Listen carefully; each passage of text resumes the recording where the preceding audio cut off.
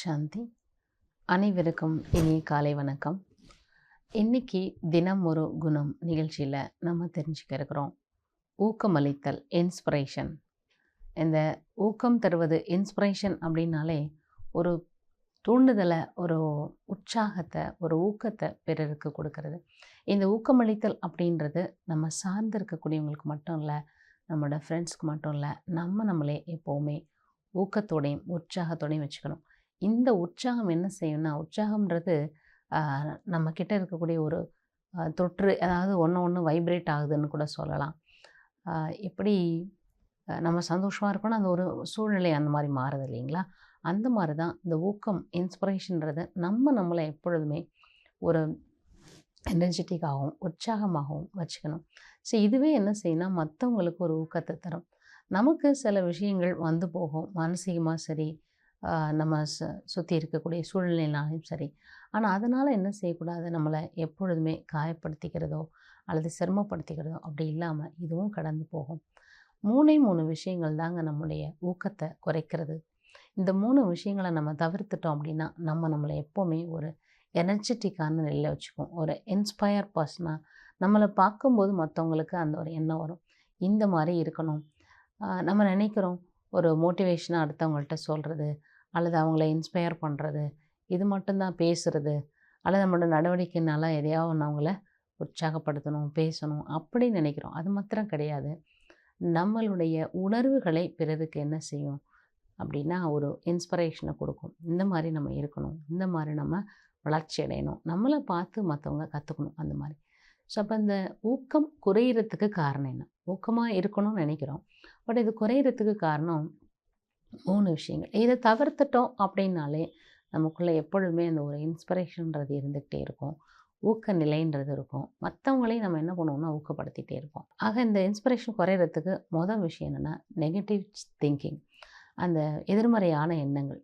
எப்போவுமே என்ன செய்கிறோம் அப்படின்னா, இந்த மாதிரிலாம் எனக்கு நடந்துடும், நான் முயற்சி பண்ணிட்டு தான் இருக்கிறேன், வேறு என்ன செய்ய, இந்த மாதிரி ஒரு படிக்கிறதுக்கோ அல்லது ஒரு போட்டித் தேர்வு ரெடி பண்ணுறோம் அல்லது ஒரு பிஸ்னஸே பண்ணுறோம் அப்படின்னா இந்த மாதிரி தான் ஒரு 2 மாதம் ஓடும், அதுக்கப்புறம் ஓடாது.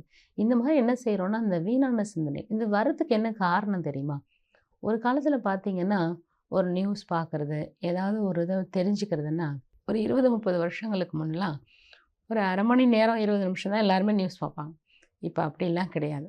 எல்லாருமே கையில் செல்ஃபோன் வச்சுருக்கனால எப்பொழுதுமே ஏதோ ஒரு தேவையில்லாத விஷயங்களை பார்த்துட்டே இருக்கும்.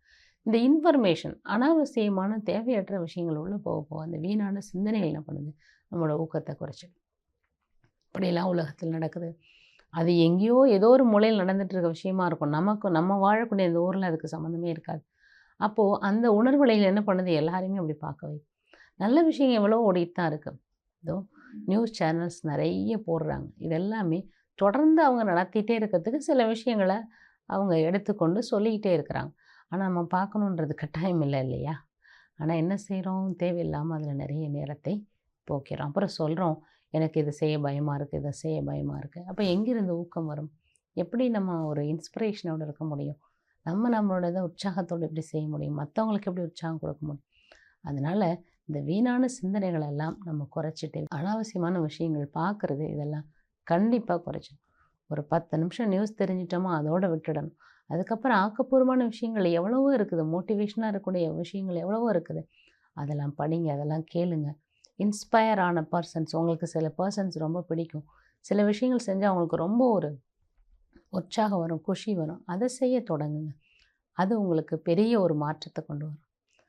அதனால் இந்த மாதிரி விஷயத்தெல்லாம் தவிர்த்துட்டு நமக்குள்ள ஒரு இன்ஸ்பிரேஷனை எப்பொழுதுமே தக்க வச்சுக்கிட்டோன்னா நல்லது. 2வது விஷயம் என்ன அப்படின்னா, பொதுவாக ஏதோ ஒன்று நடந்தாலும் மற்றவங்க தான் எனக்கு காரணம், நான் நல்லா செய்யணும்னு தான் நினச்சேன், ஆனால் இவங்களால தான் செய்ய முடியல. சில நேரம் தாய் தந்தையை கூட நம்ம குற்றமாக சொல்லுவோம். எனக்கு அந்த நேரத்தில் அந்த இடத்துல படிக்க வச்சுருந்தாங்கன்னா நான் இன்னும் இப்போ பெரிய ஆளாயிருப்பேன் அப்படி சொல்லுவோம். அல்லது நண்பர்களை சொல்லுவோம், அல்லது அண்ணன் தம்பியை சொல்லுவோம், ஏதோ ஒன்று குறையாக சொல்லுவோம். பொதுவாக சொல்லுவாங்க, தீதும் நன்றும் பிறர் தர வாரா. பிறர்னால நமக்கு எதுவும் ஏற்படுறது அப்படின்றதே இல்லை. நம்ம நினச்சிருந்தா இப்போ கூட முடிவெடுத்தா இன்னும் 3 மாதத்தில் ஒரு மொழியை கற்றுக்கலாம், 3 மாதத்தில் ஒரு வியாபாரத்தை கற்றுக்கலாம், எதை வேணாலும் செய்ய முடியும்.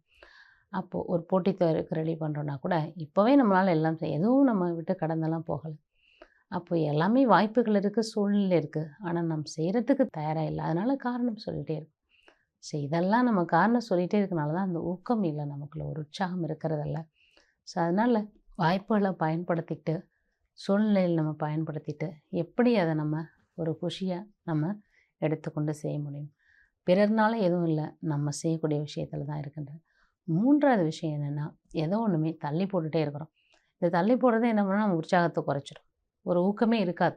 செய்யணும்னு முடிவு எடுத்துட்டோமா, எல்லாத்தையும் உட்காந்து யோசிச்சுட்டே இருக்கக்கூடாது. செய்யணும்னு முடிவு எடுத்தால் உடனே செஞ்சு முடிச்சிடணும், அவ்வளோதான். எதை செய்ய நினைக்கிறோமோ அதை செய்து முடிச்சிடணும். எப்போவுமே அந்த தள்ளி போடுறது அல்லது சோம்பேறித்தனம் இதெல்லாம் தான் என்ன பண்ணுதுன்னா, நமக்குள்ளே கூட அந்த ஊக்கத்தை குறைக்குது. இன்ஸ்பிரேஷன், அந்த ஒரு தூண்டுதலை நமக்குள்ளே செய்யணுன்ற ஒரு ஆர்வத்தை அது குறைச்சிடுது. அதனால் நாம் ஏதோ ஒன்றுமே முடிவெடுத்து செய்யணுன்னா உடனே செய்து முடிக்கணும். பொதுவாக திறமைசாலிகள் ஸ்மார்ட் ஒர்க்கர்னு சொல்லுவாங்க.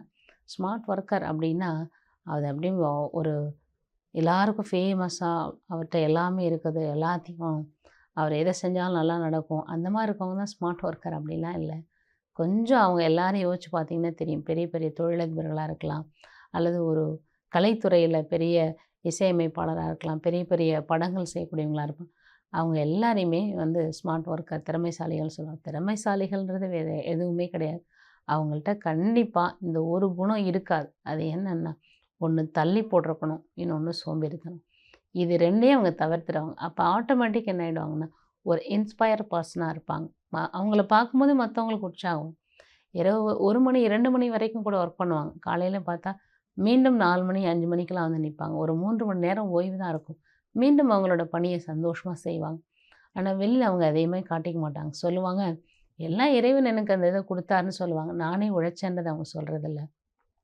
அதனால் சொல்லுவாங்க, ஒன்றே செய், நன்றே செய், அதையும் இன்றே செய். அவ்வப்பொழுது நாம் செய்து அந்த நேரம் முடிவெடுத்தோமா செய்து முடிச்சிடணும். அப்போ தான் நாம் பிறருக்கு ஊக்கமளிக்கக்கூடியவங்களாக இருப்போம். நம்மை பார்த்து பிறர் அதை கற்றுக்கொள்வார்கள்.